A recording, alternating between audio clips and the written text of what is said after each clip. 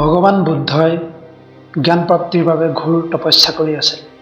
তেওঁ বহুত প্ৰয়াস কৰিলে, ঘন অৰণ্যৰ মাজত তপস্যা কৰিলে, তথাপিও তেওঁ সফল নহ'ল। তেওঁৰ আত্মজ্ঞানৰ প্ৰাপ্তি নহ'ল।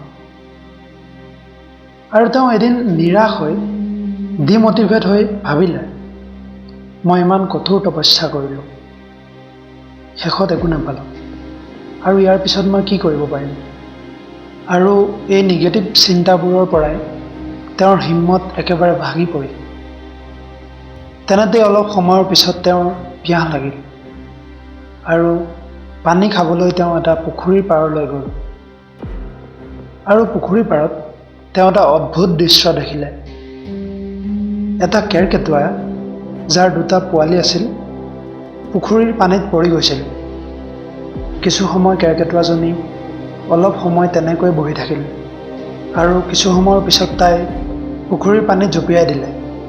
নিজৰ নুমাল গাটো পানীত তিয়ালে আৰু পুখুৰীৰ পৰা ওলাই আহি নিজৰ গাটো জোকাৰি গাৰ পানীবোৰ শুকুৱাবলৈ ধৰিলে। আৰু তাই এই কামটো বাৰে বাৰে কৰিলে। বুদ্ধই ভাবিলে, এই কেৰ্কেটুৱাজনী ইমান অজ্ঞানী, তাই ভাবেনে বাৰু তাই এনেকৈ গোটেই পুখুৰীৰ পানী সিঁচি শেষ কৰিব? কিন্তু তাই এনেকৈয়ে কৰি গ'ল। এবাৰ পুখুৰীত জঁপিয়াই আৰু পুনৰ আহি নিজৰ গাটো জোকাৰে। আৰু তাই এনেকৈয়ে কৰি গ'ল। আৰু এটা সময়ত বুদ্ধৰ এনে অনুভৱ হ'ল, যেন তাই চিঞৰি চিঞৰি কৈছে যে এই পুখুৰীৰ পানী শুকক বা নুশুকক সেইটো মই নাজানো, কিন্তু মই মোৰ চেষ্টা এৰি নিদিওঁ। আৰু সেই কণমানি কেৰ্কেটুৱাটোৱে বুদ্ধক নিজৰ লক্ষ্যৰ পৰা আঁতৰি যোৱাৰ পৰা উভতাই আনিলে। বুদ্ধই ভাবিবলৈ ধৰিলে, এই কণমানি কেৰ্কেটুৱাজনী, যাৰ গাত ইমান শক্তিও নাই, তথাপিও ইমান দৃঢ় সংকল্প ল'ব পাৰে যদি, মইতো তাতকৈ 100 গুণে শক্তিশালী, তেতিয়া মই কিয় কৰিব নোৱাৰিম? আৰু এইটো ভাবিয়ে বুদ্ধই পুনৰ নিজৰ সাধনাত বহিল, আৰু অৱশেষত তেওঁৰ জ্ঞানৰ প্ৰাপ্তি হ'ল। আৰু আমাৰ দ্বিতীয় কাহিনীটো হৈছে, এদিন ভগৱান বুদ্ধৰ ওচৰলৈ এজন ব্যক্তি আহি সুধিলে, মই সুখী হ'বলৈ বিচাৰোঁ, কি কৰিম?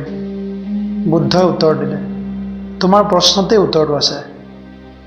প্ৰথমে তোমাৰ প্ৰশ্নটোৰ পৰা মইতো আঁতৰ কৰা, কাৰণ তুমি যদি অকল নিজৰ কথাই ভাবি থাকা, সুখী হ'ব পাৰিবা জানো?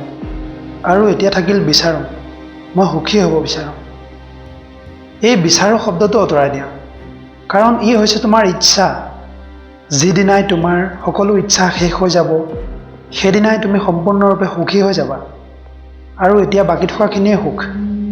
আমাক কমেণ্ট কৰি জনাওকচোন, আপোনাৰ কোনটো কাহিনী ভাল লাগিল।